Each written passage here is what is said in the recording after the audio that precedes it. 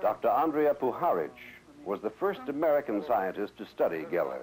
Geller from friends in Israel who know about my interest in parapsychology, and I've always kind of had the reputation of finding unusual people and studying them rather than studying, you know, kind of normal populations.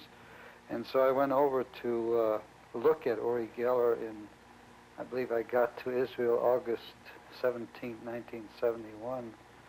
And I spent a week with him.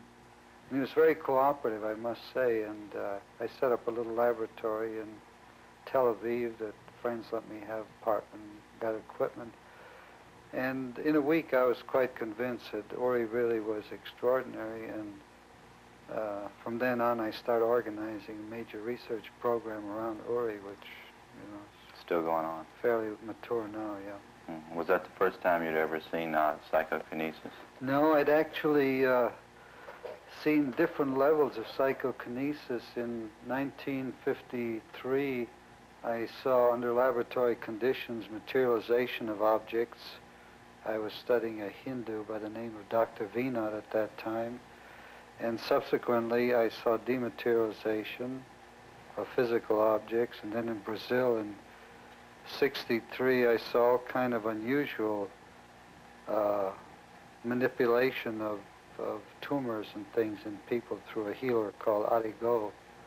So I saw a lot of this before, but I'd never actually seen it so repeatable and controllable as in Uri.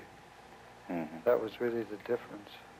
Well, under some circumstances, still Uri has trouble with these powers, like on a Johnny Carson show, or when he feels that someone's trying to set a trap for him, or if he feels hostility. I don't mean sometimes it'll. Yeah, I don't mean to imply he has total control. No, he's but just more repeatable than anybody had ever seen. And those factors you cite are true. If he gets nervous, uptight in front of an audience like Johnny Carson, or if people are hostile, he figures, why in the hell should I show you anything? He really doesn't care, and he doesn't do it.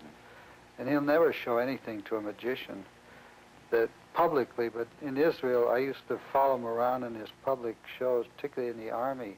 And he'd be on the same as we have here called USO shows.